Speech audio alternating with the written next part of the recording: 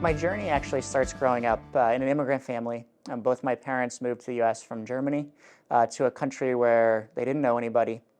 They didn't speak the language, and they had enough money for a plane ticket back if things didn't work out. Fortunately, through a lot of hard work and dedication, they were able to both build a better life for themselves here in the U.S., but also build a very successful automotive repair business. And so growing up in that environment, I think was instrumental to my career journey as well. First, it gave me exposure to entrepreneurship and hard work at an early age. And secondly, it fueled my curiosity for engineering and technology. So fast forward 20 years, I arrived in Boston for grad school and ended up founding my first company, which was a spin out of MIT in 2008. And that company was focused on developing a new automotive sensor platform. A few months after founding the company, the automotive industry and the country in general went into one of the biggest recessions that we had seen in years.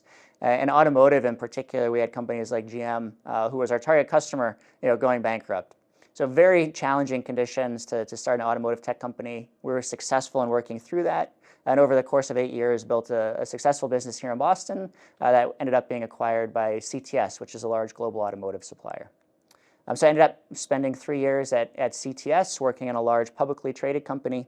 And after those 3 years, as I was looking for my next opportunity, was actually introduced to RaySecur through a former board member of mine, and also a close Gesmer contact as well. The history of RaySecur is actually as a spin out of a Canadian national lab. Our core technology uses safe radio waves to see through everyday items. Think of it almost like looking through your iPhone camera, and instead of seeing the world around you, you're able to see inside of items as well. It's almost like X-ray vision without any kind of harmful X-rays. And I was first introduced to RaySecur in 2019. The founder, Eric Giroux, who had spun the company out of the national lab, had bootstrapped RaySecur in Canada for a few years, and recently moved to Boston to really start to scale and grow the business. And so the things that intrigued me when I first met Eric and RaySecur is the fact that here was a company that had raised essentially no funding aside from some small angel investment, had a minimum viable hardware product that was already working and was already selling to some of the biggest companies in the US. So coming out of the kind of the tough tech automotive space, I had never seen early stage hardware company at that stage of development, especially with such a small team and so little funding. So that intrigued me. I came on board in early 2019. We started out in a small office in Cambridge. There were 5 of us in a room that you could sort of touch both walls if you stood up. And since then, we've grown to almost 50 people. We've got hundreds of our systems deployed around the world, with applications spanning security teams for G8 world leaders to Fortune 500 corporations and even law enforcement and corrections applications. And on top of that, we've closed 3 funding rounds, all 3 working together with Gesmer, and the last of which just closed yesterday.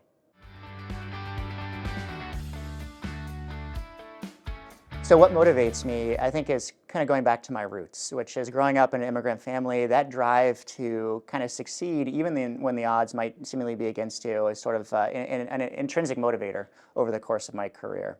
And I think that's really been a common thread throughout my last 2 companies. The first, founding an automotive tech company at a time when the industry was going through a major recession, and making that a success.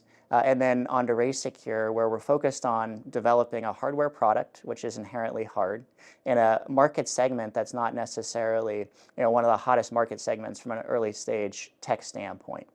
And I think the exciting thing, particularly with RaySecur, is the fact that we've uncovered sort of an underserved and underaddressed market need and are really able to knock it out of the park, both from a business perspective, but also to really make a key impact in terms of keeping people safe each and every day.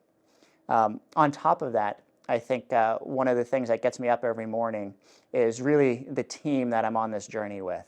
And we've got an incredibly dedicated and passionate team at RaySecur. It's not only passionate about making the company successful, but even more so about keeping our customers safe, and that's super exciting.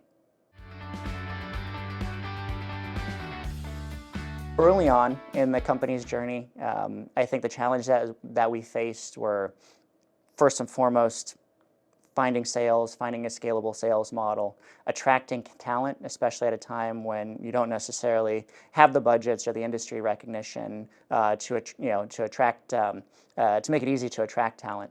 On top of that, you're focused on finding product market fit and then certainly fundraising as well. As the company has grown over the years, I think one of the main challenges that any company faces as they start to scale are some of the natural growing pains.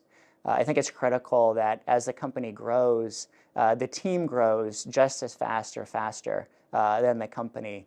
In other words, that means the team is evolving faster than the company is growing and not vice versa. I think that pushes people outside of their comfort zone, certainly does for myself as well, and has been a challenge that we've worked through as the company has grown over the years. And then lastly, as it's top of mind, fundraising.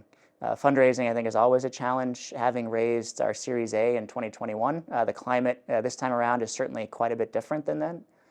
We've certainly grown significantly since we closed our A round, but despite that growth, fundraising has still been a challenge, and we're certainly fortunate to have closed this round here recently and now be able to focus on continuing to execute and grow the business.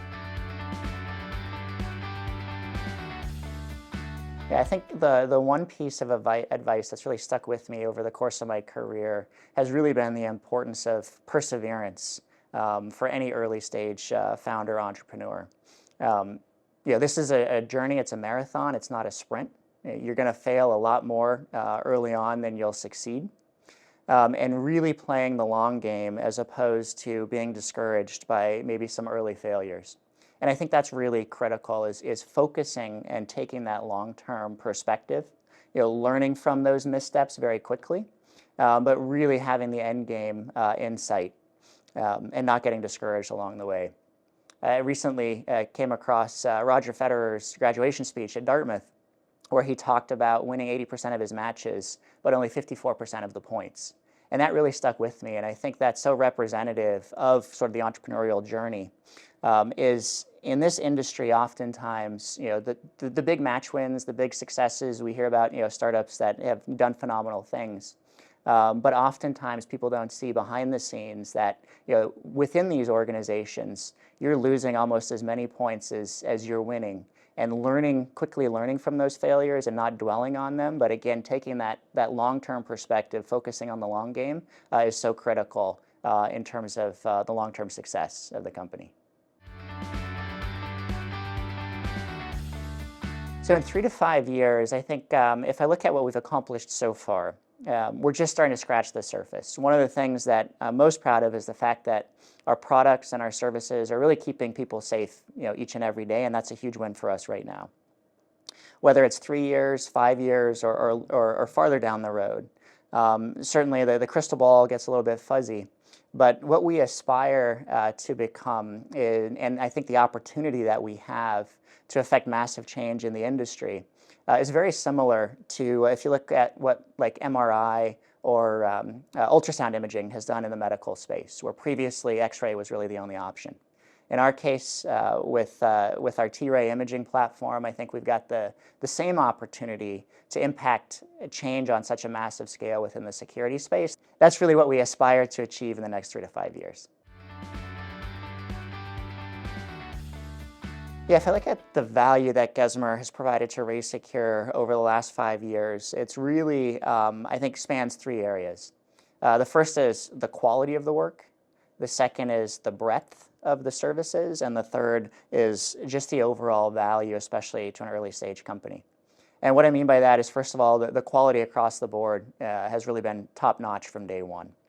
The breadth is one of the things that has impressed me the most. Being able to kind of meet all our needs under one roof, especially as a high growth early stage company, has been critical to our success over the last few years.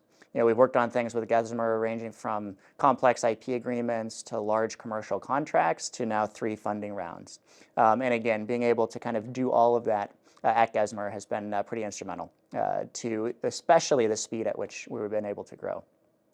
And then lastly, in terms of the value, I think Gesmer has certainly never been a firm where I've hesitated to pick up the phone and make a call when we're looking for advice or just talking through a critical situation. And I think Gesmer has really taken a pragmatic approach to the advice that they've provided us, which again has been key to our success. Why go with Gesmer? The way that we've seen Gesmer and the way that I personally interacted with Peter, who's really led our engagement at Gesmer, has really been as a business partner. both in terms of providing critical legal advice, but also thinking through complex business decisions. And that comes in two forms. One is reactive. Sometimes you've got things that come up urgently in the moment where you need to quickly work through, whether it's a legal or a business issue. But the second, and I think more important, is sort of that proactive partnership, right? Proactively thinking through different situations and really putting a strategy in place so that we maybe avoid some pitfalls down the road. And we found that, again, very instrumental in terms of supporting our growth.